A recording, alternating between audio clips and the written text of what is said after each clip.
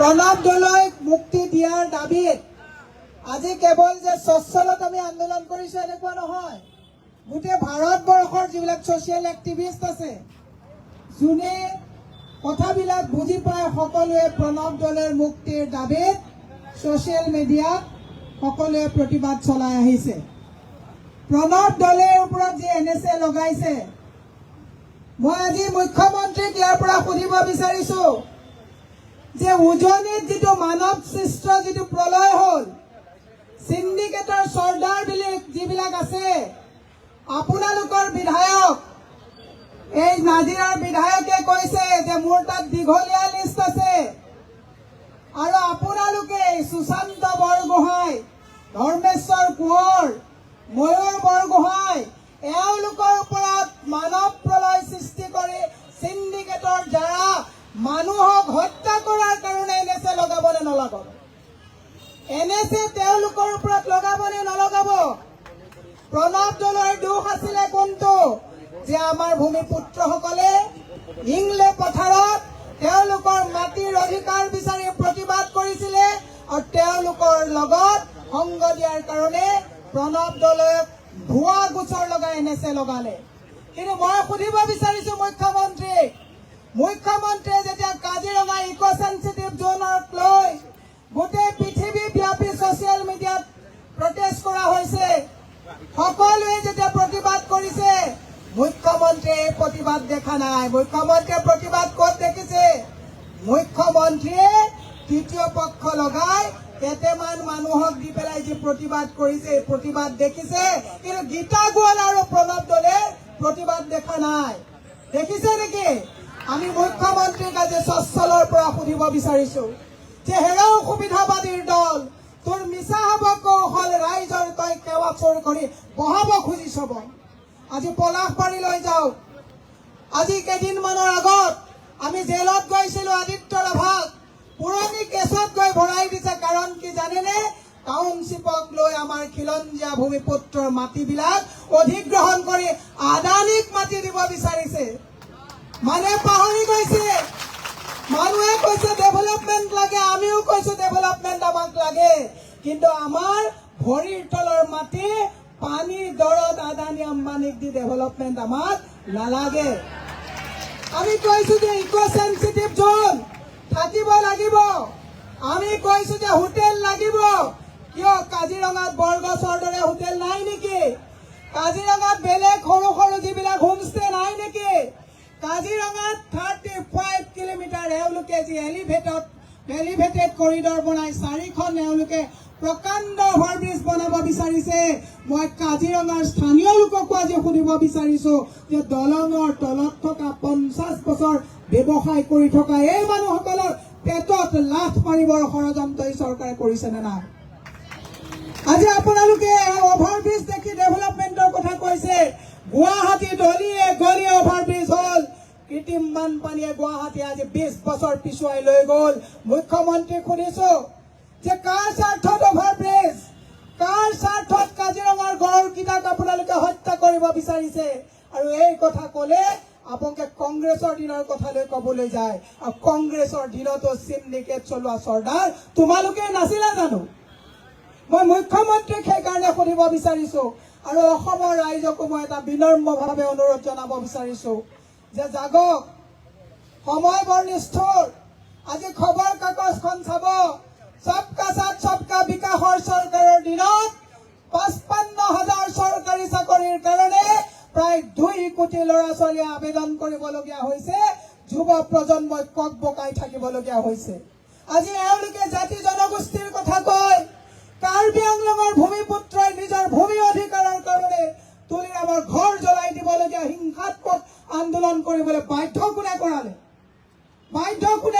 দুৰ্ভাগ্যজনক কথা যে B.R. আম্বেদকাৰে কৈছিলে যে ডেমক্ৰেচি তেতিয়াই ভয়ংকৰ হয় যেতিয়া অযোগ্য মানুহৰ হাতত ডেমক্ৰেচিৰ ক্ষমতা চমজাই দিয়া হয়।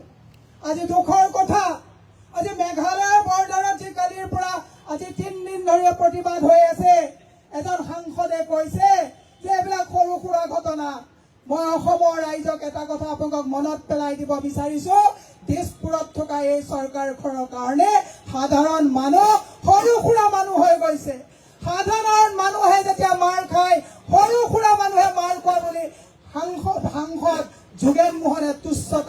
পৰিচালনা কৰিছে। সেইকাৰণে গণতন্ত্ৰত মই আপোনালোকক এটা কথা সকলোকে বুজাই দিব বিচাৰিছো, এই সৰু সুৰা মানুহৰ তেওঁলোকে প্ৰতিবাদৰ ভাষা বুজি পোৱা নাই।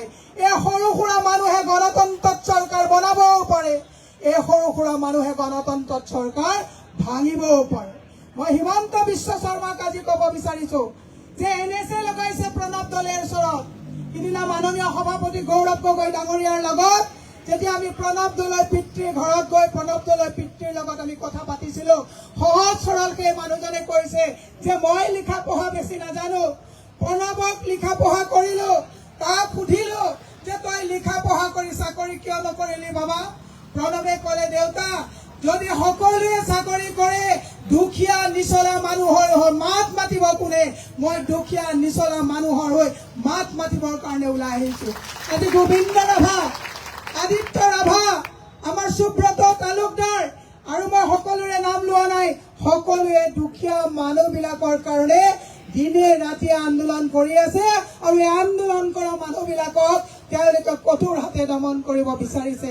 সেয়ে আজি আমি সংকল্প লওঁ আহক যে এইখন চৰকাৰে কাজিৰঙাৰ ইক' চেনচিটিভ জোন তাত কাজিৰঙাবাসীৰ উন্নয়নৰ কাৰণে কৰা নাই, তাতে গান্ধী বোলা চৰ্দাৰটো যি চিণ্ডিকেট কৰি কাৰ্বি আংলঙৰ সিফালে অবৈধ খনন কৰি আছে, তাৰ স্বাৰ্থত কাজিৰঙাৰ ইক' চেনচিটিভ জোন এওঁলোকে মিনিমাইজ কৰিব বিচাৰিছে।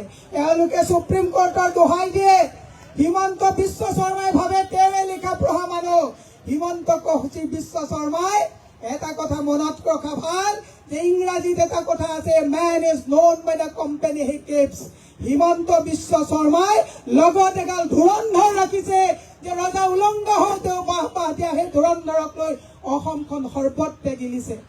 গতিকে মই বেছি দীঘলীয়া নকৰি অসমৰ ৰাইজক এটা কথা ক'ব বিচাৰিছো, আৰু যিসকলে হিমন্ত বিশ্ব শৰ্মাৰ প্ৰৰোচনাত পৰি ইক' চেনচিটিভ জোনক মিনিমাইজ নকৰাকৈ কৰি তেওঁলোকে এই কাজিৰঙাৰ গড়, হাতী, হৰিণা এইবিলাকক তেওঁলোকে যিটো হত্যা কৰাৰ ষড়যন্ত্ৰত লিপ্ত হৈছে, পাপে বাপকো নেৰে। এই যে বনাঞ্চল তেওঁলোকে নাইকিয়া কৰিব বিচাৰিছে, ইয়াৰ কাৰণে সকলোৱে ঐক্যবদ্ধভাৱে আমি আগবাঢ়ি যাব লাগিব। মই আশা ৰাখিছো যে হিমন্ত বিশ্ব শৰ্মাৰ অধীনত কাম কৰা যিসকল প্ৰশাসনৰ পুলিচ বিষয়া, ইয়াৰ পৰা ফটো তেওঁলোকে জুম কৰি কৰি হিমন্ত বিশ্ব শৰ্মাক দিব আৰু হিমন্ত বিশ্ব শৰ্মাই বাছি বাছি দুটা এটা মানুহক নি পেলাই আমাৰ সংগ্ৰামখন প্ৰতিহত কৰাৰ কাৰণে ষড়যন্ত্ৰ কৰিব। কিন্তু মই এটা কথা ক'ব বিচাৰিছো, খাকী পোছাকৰ তলত থকা লোকসকলেও ভিতৰৰ হৃদয়াত্মাক উজ্বলাই ৰখা ভাল যে আজি যদি প্ৰকৃতি নাথাকে আপোনাৰ সতি সন্ততি কেনেকে জীয়াই থাকিব, এই কথাটো মনত ৰখা ভাল। পুলিচ প্ৰশাসনৰ লোকসকলে যেতিয়া প্ৰণৱক টানি লৈ যায়, এই কথাটো আপোনালোকে মনত ৰখা ভাল যে এই চৰকাৰ না পুলিচৰ হয় না কাৰোবাৰ হয়। জোনমণি ৰাভাৰ মৃত্যুৰ কথা পাহৰি নাযাব।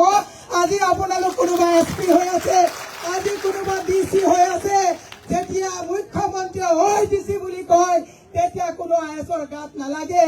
কিন্তু এতিয়া আপোনালোকৰ গা বেজ বেজাই যায় যেতিয়া 100 মৃতকৰ ঘৰত এতিয়াও বানপানীৰ সাহায্য গৈ পোৱা নাই, তেতিয়া ডিচিক ঐ DC বুলি ক'লে ডিচিৰ গাত লাগি যায়। দুৰ্ভাগ্যজনক কথা। সেয়ে মই আপোনালোকক আহ্বান জনাইছো যে পুলিচ প্ৰশাসন চৰকাৰ ৰাইজৰ উদ্ধাৰ নহয়, আপোনালোকৰ দৰমহা ইয়াত বহি থকা লোকসকলৰ কৰ কাতলৰে দিয়া হয়। 9000 স্কুল বন্ধ কৰোতে যি প্ৰশাসনৰ গা জ্বলা নাই, সেই প্ৰশাসনে ভাবিছেনে যদি আজি আপোনালোকৰ প্ৰায় 9000 স্কুল বন্ধ হ'ল, 2 বছৰত 6 লাখ ল'ৰা ছোৱালীয়ে স্কুল এৰিলে, ড্ৰাগছৰ কবলত অসম ককবকাই আছে, সব যদি চোৰ ডকাইত আৰু ড্ৰাগিষ্ট হয়, খাকী পোছাকৰ তলত থকা তেওঁলোকৰ সতি সন্ততি ড্ৰাগ এডিক্টেড ল'ৰা ছোৱালীয়ে হত্যা নকৰিব নেকি? এক বৃহৎ প্ৰশ্ন। সেইকাৰণে মই আহ্বান জনাইছো যে আপোনালোকে চৰকাৰী চাকৰি কৰক, কিন্তু ভিতৰত সোমাই থকা অসমীয়াত্ব, ভিতৰত সোমাই থকা অসমৰ সেই অস্তিত্ব ৰক্ষাৰ কাৰণে আপোনালোকৰ খাকী পোছাকৰ তলত থকা মানুহজনক আপোনালোকে জগাই ৰাখক। আমি যেতিয়া প্ৰতিবাদ কৰো 100 মানুহ হলে 400 পুলিচ আহে, আৰু চৰকাৰে যেতিয়া প্ৰতিবাদ কৰে আদৰ নিদি লৈ যায় সেই খাকী পোছাকত বৃহৎ প্ৰশ্ন আহে। গতিকে আপোনালোকক কৈছো চৰকাৰৰ কাম কৰিছে, আমি বেয়া পোৱা নাই, কিন্তু পাহৰি নাযাব গা দৰমহা ৰাইজৰ কৰ কাটনৰ পইচাৰে দিয়া হয়। সকলোকে মই সংগ্ৰামী অভিনন্দন আগবঢ়াই প্ৰণৱ দলেৰ মুক্তি দাবী বিচাৰিছো আৰু কাজিৰঙাৰ যাতে ইক' চেঞ্চিটিভ জোনক লৈ মুখ্যমন্ত্ৰীয়ে যাতে আৰু ৰাজনীতি নকৰে তাৰ কাৰণে তেখেতক আমি আহ্বান জনাইছো। ধন্যবাদ।